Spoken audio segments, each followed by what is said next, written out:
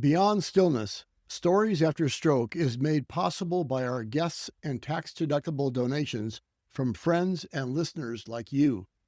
Join us in empowering stroke survivors with stories of wisdom, purpose, connection, and hope at www.beyondstillness.org.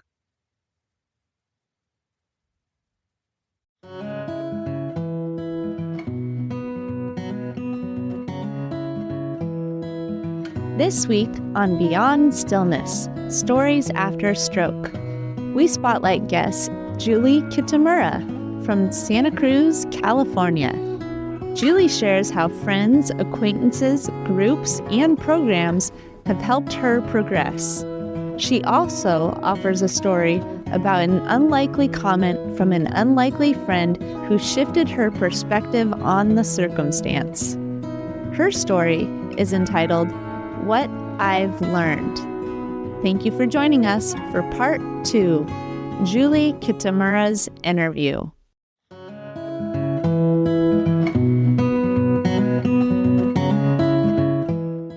Hello and welcome to Beyond Stillness. Stroke offers a powerful, life-changing shift in perspective. Each colorful memory creates a parable for life's greater teachings, a compass for journeys ahead, and inspired wisdom for unique growth. This radio show, Beyond Stillness, offers an hour of pause for storytelling and reflection. Ultimately, Beyond Stillness is a welcoming environment that reveres the moment beyond stroke's paralysis. Still moments unite humanity and divinity. I'm your host, Molly Bucola.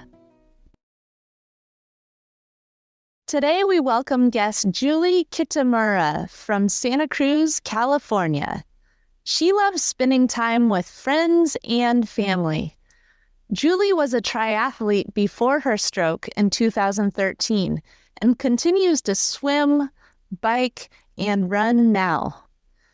She is powered by friends, family, coffee, and future races. Julie's story is entitled, What I've Learned.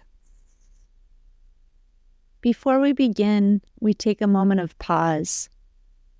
In Julie's story, she asks, What can I learn from all this? And for our moment of pause, we wonder just that. Taking a moment to recall the trials, the triumphs, the climbs,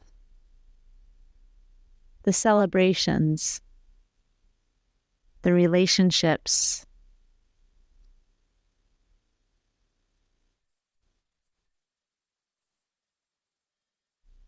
and we wonder, what have we and what could we learn from all of this?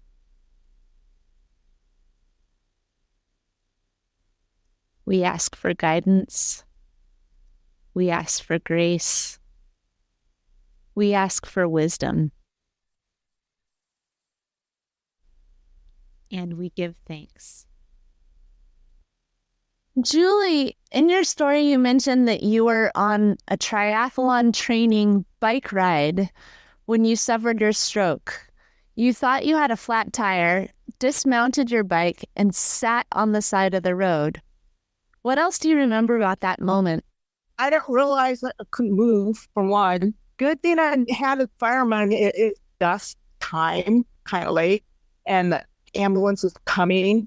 The EMT announced me having a stroke, and I freaked out. What do you mean I'm having a stroke? Because I have no pain, no headaches, no nothing. Until I got to the hospital, they had the CT scan, and they decided I'm going to have a helicopter ride. And I said, oh, crap, a helicopter ride? How much it's going to cost with the medical bills, right? I'm totally paranoid about the cost with ER, helicopter ride, and good thing Lindsay was there in the emergency room because she calmed me down that day. That's what you said in your story. You said that Lindsay was there to calm you down and tell you that that's just what had to happen. Because Lindsay was there before my parents or anything. Lindsay did a lot. Oh, I love that. Yeah. What are your residual effects from the stroke now? Yeah, I have hell of a lot more feeling because I can feel my left hamster. I have feeling with my legs and everything. And during the last 2 weeks, I can swim. I can feel physically. I have physical sensation, right? The leg and everything. Is that recent? Last 2 weeks, I can swim a hell of a lot more efficiently. I used to be dragging my left leg. I can swim 10 times better. Reiki and acupuncture, Eastern medicine. Can you believe it? Julie, and you're over 10 years out, and you're telling me recently, like in the past month or so, past few weeks, you've started to swim more efficiently? Better. Oh, hell yeah. Wow. Right after the stroke, you were in occupational, physical, and speech therapy, and you were also in acupuncture. I think it helped me a lot because I'm very, very numb with left hemisphere. I can't feel it and stuff. It's very, very numb. Even my neurologist says, oh, yeah, you get any better. It's not going to improve over a year. I got really pissed off, right? Mm. During acupuncture, I can have feeling for the first couple of years. Mm-hmm. I can feel my feet. I can feel my lips. Everything. I have sensations with my dead hemisphere with acupuncture. I have feeling. And Reiki too. It's alive. It's alive. It's a big deal.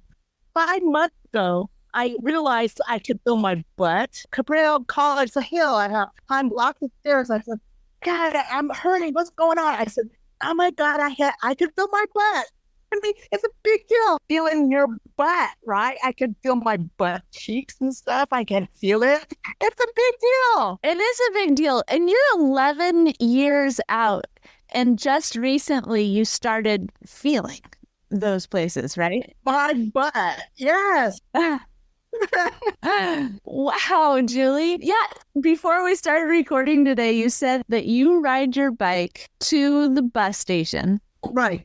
And then you ride the bus. It takes an hour and a half. Right. And there's a change in there. Right. In order to get to Cabrillo College where you are now. Right. How often do you do that? Twice a week. That's determination, but it's clearly paying off. Yeah, I think so too. I like it because I have to stay active. I sleep better. Well, it is very helpful. Sleep is important. Stay active, go to sleep, and start the day. You have a double whammy because I know that athletes say that they sleep very deeply after they've had a hard workout. Right. Also, stroke survivors sleep very deeply when they're reconnecting those pathways in the brain. And so in order for our bodies to heal and as athletes to get stronger, we sleep a lot in order to reconnect the pathways and develop strength. So I'm sure that you're sleeping a ton. Yeah. Back to your story. You sounded very confident when you signed up for the She Is Beautiful 5K race. You weren't even steady on your feet yet. Right. So you had just started walking a little bit, but you said you were still a little wobbly. And then you signed up for a 5K race. Yeah. What do you attribute your boost of confidence to? My physical fitness. Before I had my stroke, I'm running a marathon. Mm-hmm. I'm bicycling at least 70 or 100 miles a week. Mm-hmm. I'm buffed. My hairdresser says, Julie, you're buff. Months after I had my stroke, my legs are very muscular. That's why 5Ks, no biggie after my stroke. You say 5K is no biggie, but at that point, your balance was a little off. And then I was surprised when you said that Lindsay said, no way, you can't do that. I know. I was upset. I was hurt and pissed off. Yeah. I took a little after I first tried. I said, hold it, wait a minute. Yeah. I said, no. You can do it, Lindsay. I'll prove you wrong. I'll prove you wrong. And you did. You knew it. You had the mental strength and obviously the physical strength. And little by little, you began to develop stability. And you went to the local track and you were walking the track for a couple weeks until all of a sudden you said, I'm a runner. So you tried to run and there it was. Yeah, it was. It's something else. Will you tell me a little bit more about the program at Cabrillo College? Oh, yeah. Adaptive physical education is in conjunction with the Stroke Center. They consult with the physical education department and the Stroke Center. They have adaptive fitness, adaptive yoga, weight training, swimming, even tennis. Adaptive. I signed up at tennis. They have people in wheelchairs for tennis. But the staff is very engaged. I can tell all the instructors that they like their job. People love their jobs, and I can tell. Yeah. I mean, Celia pumping up my weight all the time, teasing me. I'm lifting like 70-pound weights, and all of a sudden she goes and pumps it up to 90 pounds. Are you crazy? You can do it, Julie. You can do it. And 3 weeks later, I can't. Yeah. You mentioned that there are adaptive sports and that everyone's very positive and encouraging. What other programs do you participate in there at Cabrillo College? I started during my stroke. I was busy floating because my mobility is very, very bad. Mm-hmm. Now I'm going for freestyle and breast, backstroke, and stuff like that. Okay, that is great. Yeah. We all need a friend like Lindsay. Oh, yeah. And like Judy and like B. Oh, yeah. So what are your suggestions for people who have friends who have had strokes? What can a friend of a stroke survivor do to support someone who's suffered a stroke?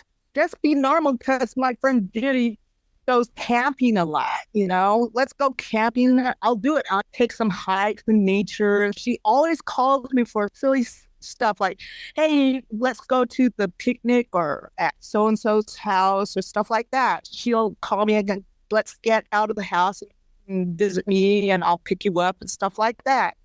But she has a very good friend, be out there. That's the thing with my friends, that's important.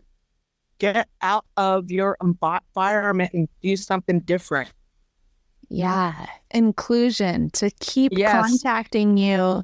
I've heard that a lot of times we start to close up and it's hard because our friends don't know quite how to engage with us initially. And so some of them end up not contacting us as much because they don't know what to do. And so your advice to continue calling and continue including, and then we can figure out how it looks different than it looked before, but let's keep trying. Oh, yeah. Even texting with my phone, I have say like stupid knowledge of my day, no matter what. I have keep sharing with my friends. They know what's going on with me and stuff. I think it's important too. Yeah, you talked about that in your story, how it's important for you to get out of the house and engage with other people.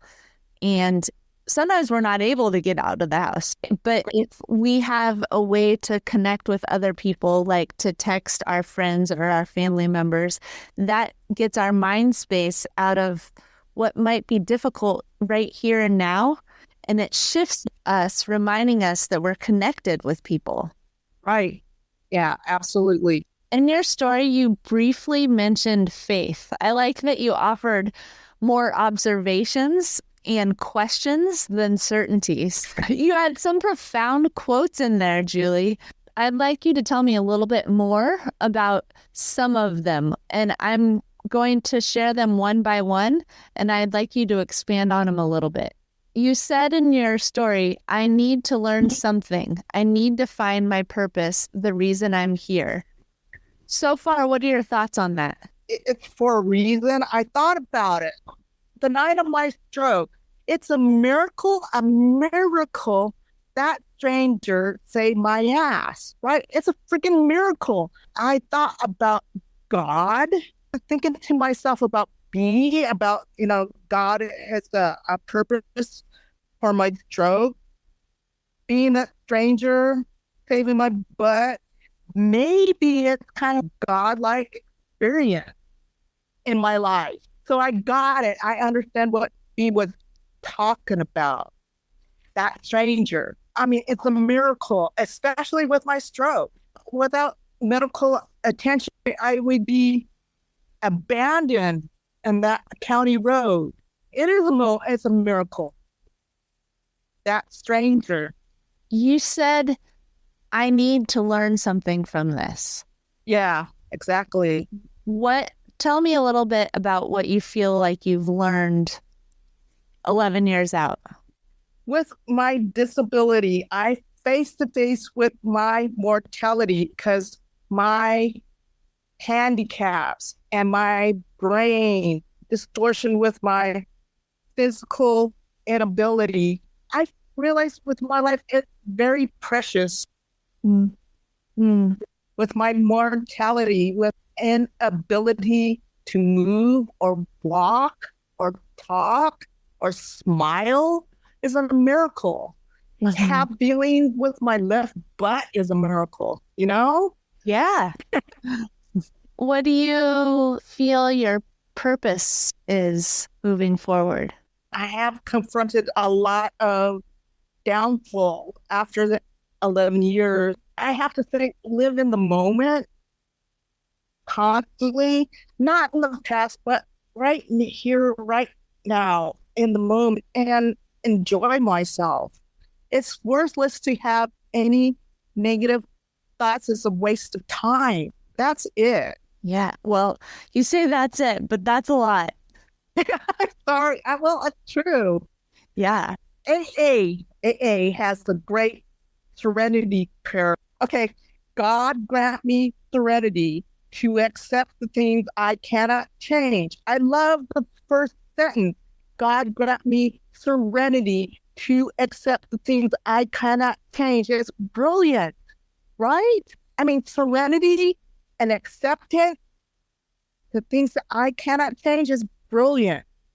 Courage to change the things I can, and the wisdom to know the difference. So freaking awesome. So good.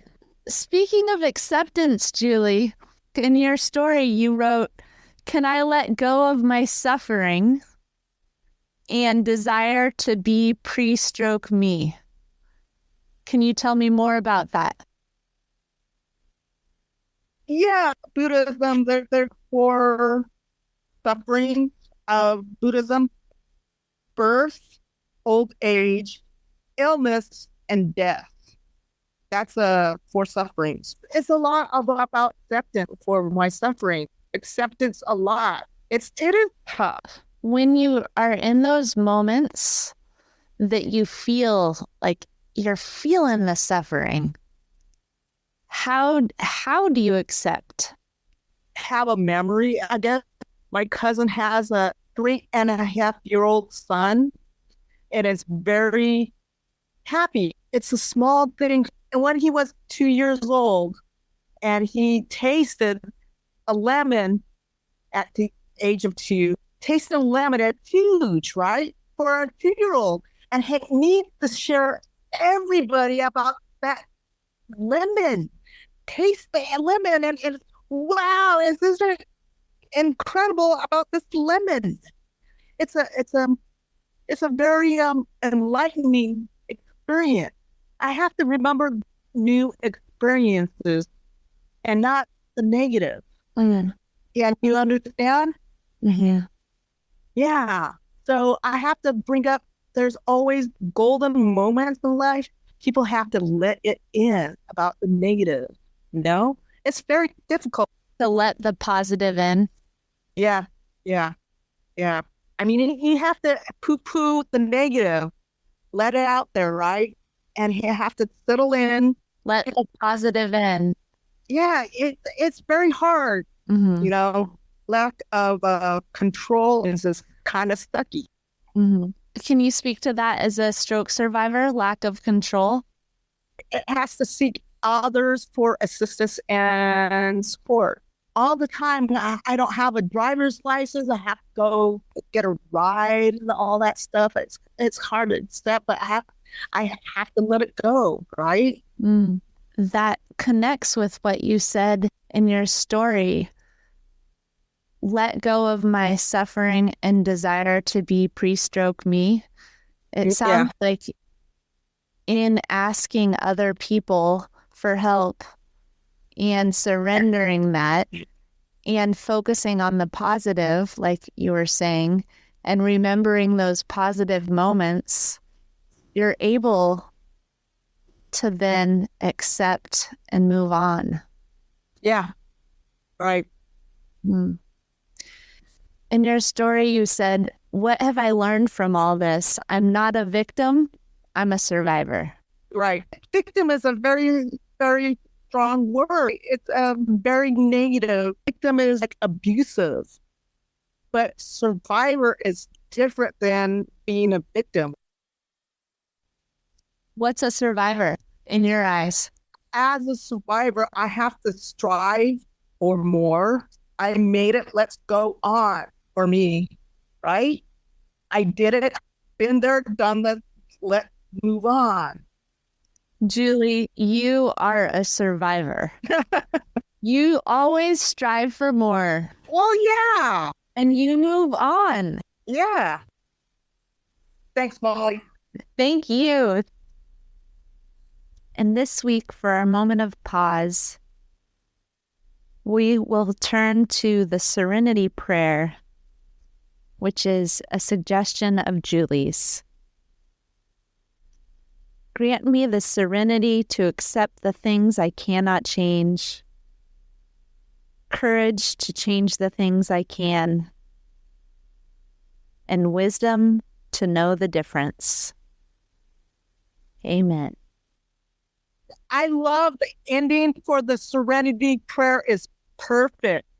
Serenity Prayer is perfect. Thank you. That is like icing on the cake. I mean, that is genius, that Serenity Prayer.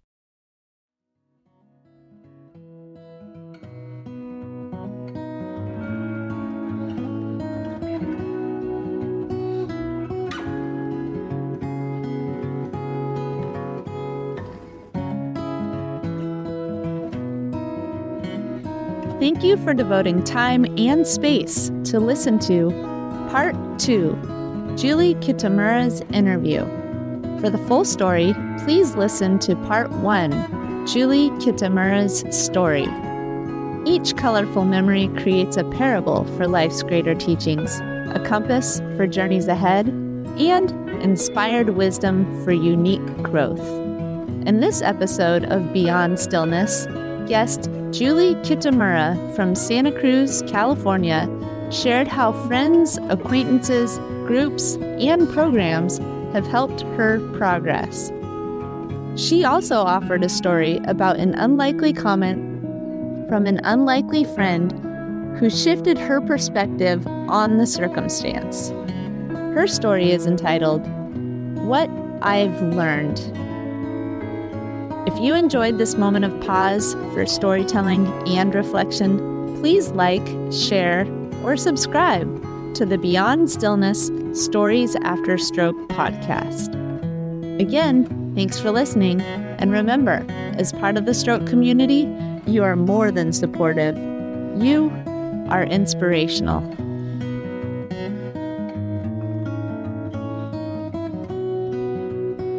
If you are part of the stroke community and have a story you'd like to share on the show, please contact us.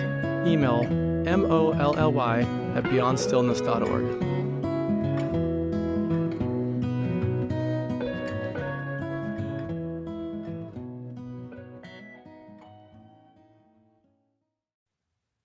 Beyond Stillness, Stories After Stroke is made possible by our guests and tax-deductible donations from friends and listeners like you. Join us in empowering stroke survivors with stories of wisdom, purpose, connection, and hope at www.beyondstillness.org. Another way to support is to like, share, or subscribe to our weekly show.